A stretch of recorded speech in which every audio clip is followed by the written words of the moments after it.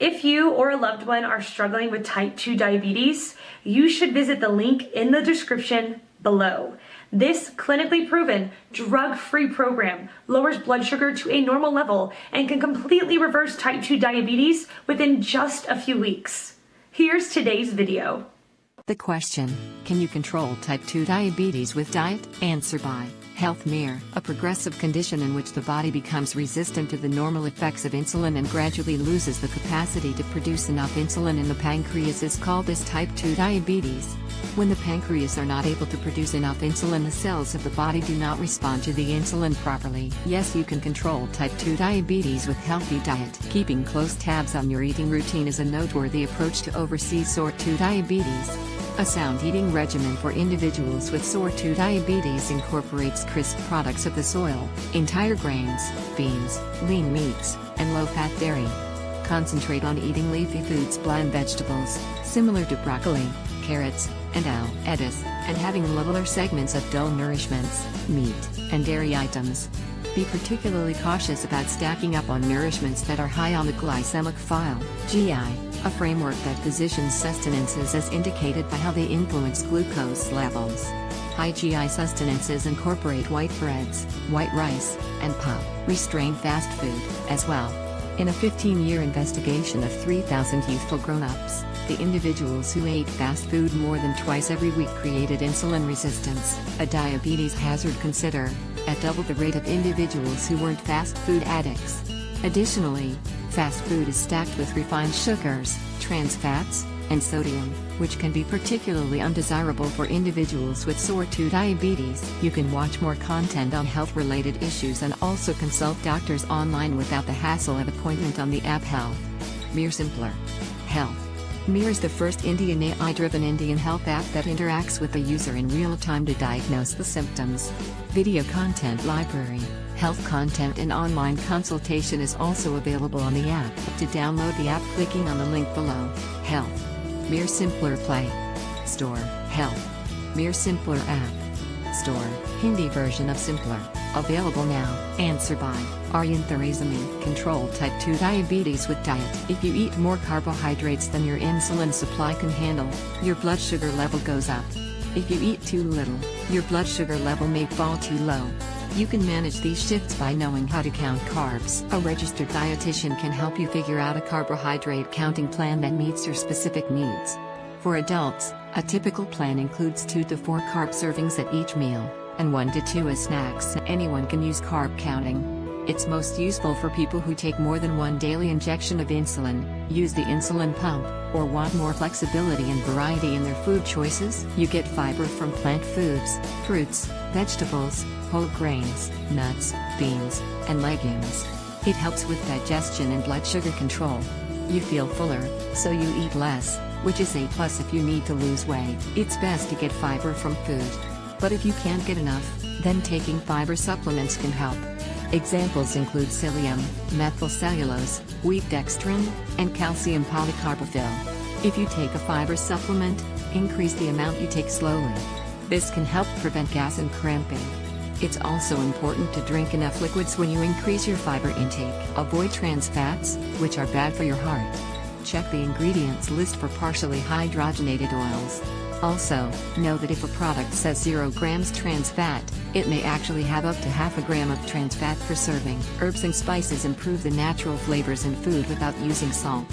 Make these mixtures to use for meats, poultry, fish, vegetables, soups, and salads. Starchy vegetables that are good sources of nutrients like vitamin C, and that are higher in carbohydrates than green vegetables, but lower in carbs than refined grains. They can be eaten in moderation. Non-starchy vegetables, such as green vegetables, can be eaten in abundance. These foods have limited impact on blood sugar, and also have many health benefits, so eat up. Almost everyone can eat more vegetables. We need at least 5 servings a day. Fresh vegetables are a great option, and usually the tastiest option.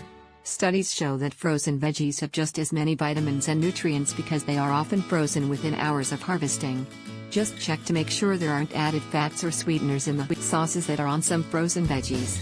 If you don't like vegetables on their own, try preparing them with fresh or dried herbs, olive oil, or a vinaigrette dressing. Aiming to consume a rainbow of colors through your vegetables is a good way to get all of your nutrients. Protein provides slow, steady energy with relatively little effect on blood sugar. Protein, especially plant-based protein, should always be part of a meal or snack. Protein not only keeps blood sugar stable, but it also helps with sugar cravings and feeling full after eating. Satiety. Protein can come from both animal or plant sources. However, animal sources are also often sources of unhealthy saturated fats. Pay attention to the balance of macronutrients, fat, protein, and carbohydrates in a meal to support stable blood sugar levels. Specifically, fat, protein, and fiber all slow down the absorption of carbohydrates and thus allow time for a slower, lower insulin release and a steady transport of glucose out of the blood and into the target tissues. This is a good thing. A vegetarian or vegan diet can be a good choice for people with diabetes. Vegetarian and vegan diets are typically high in carbohydrates, about 13% higher than a diet that includes both plant and animal products. Omnivorous, which we generally think is bad for diabetes. However, a vegetarian or vegan diet is typically higher in fiber and lower in calories and saturated fat, so the inflammatory risks associated with high meat consumption are avoided. Research studies that have tested vegetarian and vegan diets for people with diabetes have found them to be beneficial at reducing blood sugar. Diabetic diet with desserts. Paleolithic diets include a moderate amount of protein, and have gained a lot of attention recently. The theory behind this dietary pattern is that our genetic background has not evolved to meet our modern lifestyle of calorically dense convenience foods and limited activity, and that returning to a hunter-gatherer way of eating will work better with human physiology.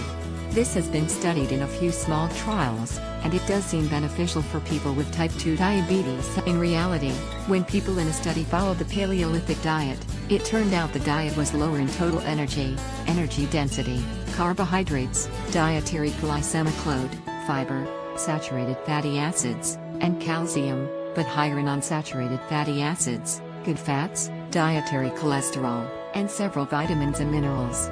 Research also demonstrates that people with diabetes are less hungry, have more stable blood sugar and feel better with lower carbohydrate diets. The Mediterranean diet is high in vegetables.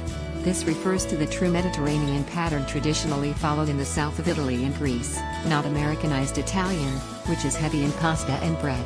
Diabetic diet with desserts. This pattern of eating is very nutrient dense, meaning you get a lot of vitamins, minerals, and other healthful nutrients for every calorie consumed.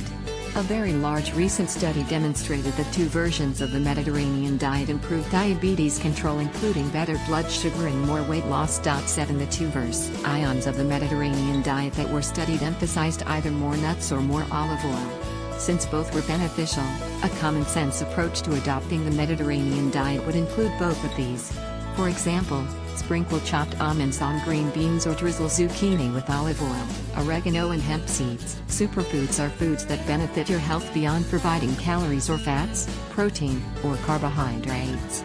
Superfoods may be particularly rich in types of vitamins or other nutrients that are uniquely beneficial for people with type 2 diabetes. Salmon is a type 2 diabetes superfood because salmon is a great source of anti-inflammatory omega-3 fatty acids. There are differences in the fatty acids in wild versus this is because of what the fish eat. Wild salmon eat smaller fish and live in colder waters, which causes them to develop a higher ratio of anti-inflammatory omega-3s to saturated fats in their meat. Farm fish are up to 10 times higher in persistent organic pollutants, antibiotics, and other contaminants. These harmful chemicals are pro-inflammatory and have been associated with increased risk of cancer and heart disease. Diabetic diet with desserts. For most people with type 2 diabetes, the general guideline for moderate alcohol consumption applies. Research shows that 1 drink per day for women and 2 a day for men reduces cardiovascular risk and doesn't have a negative impact on diabetes. However, alcohol can lower blood sugar, and people with type 2 diabetes who are prone to hypoglycemia, such as those using insulin, should be aware of delayed hypoglycemia. Reference: a healthy type 2 diabetes diet, carbohydrates, fiber, salt, and fat. 2017. Retrieved on August 19, 2017, from A Healthy Type 2 Diabetes Diet. Type 2 Diabetes Diet Guidelines, Foods to Eat, Foods to Avoid. 2017. Retrieved on August 19, 2017, from Type 2 Diabetes Diet Guidelines, Foods to Eat, foods to avoid. Answer by David A. No. Type 2 diabetes can be reversed, not cured. Dietary and lifestyle changes can reverse the obesity that is the most common cause of type 2 diabetes. For Leanne High to suggest that it is not possible without gastric bypass surgery and monitored exercise of an extreme nature is pure rubbish. The opinion of most Western-trained physicians is colored by the myopia of Big Pharma and the medical schools and research that are funded by them. I was diagnosed with type 2 diabetes in the late fall of 2012. I made dietary changes that included low glycemic foods and the elimination of most processed foods. I started an exercise program that included downhill skiing, Nordic walking, hiking, XC skiing and snowshoeing. I had been placed on metformin at the time of my diagnosis. I lost 40 pounds over the course of a few months. I had an appointment for my labs in January. A few days after my labs, I missed a few calls while skiing. I returned a call to my mom and she had been notified by my physician, who was unable to reach me by phone, was advised her that I needed to stop taking my metformin immediately.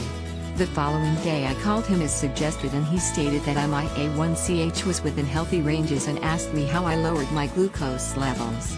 I replied, "How do you think I did it?" I said that I watched my diet and exercised. He and the other doctors were amazed. They said only 2% of patients with type 2 diabetes reverse this condition. It is a disease of affluence for most people. Too much food, way too much refined food and lives that are too sedentary. Low levels of vitamin D play a role in this as well. Abdominal fat plays a huge factor in insulin resistance. Exercise can be incorporated into one's daily life that can help reverse this illness. Walk or cycle to work, turn off your TV. Walk after dinner with your dog, wife or kids. Gastric bypass surgery is a poor answer for people unless they have already made huge dietary and lifestyle changes. The surgery in and of itself has a high mortality rate and a complication rate or 6 to 20%. The dietary changes that are needed pre-surgically to reduce the risks of surgery complication can be continued to effect weight loss that will reduce the morbidity issues that doctors like Leanne High use to justify this risky, ill-advised and potentially life-threatening surgery. Cutting through inches of subcutaneous fat to do open surgery often results in hospital-originated infections that cause septicemia. Even without this, many people either lives with post-surgical digestive disorder or gain all the weight back over time.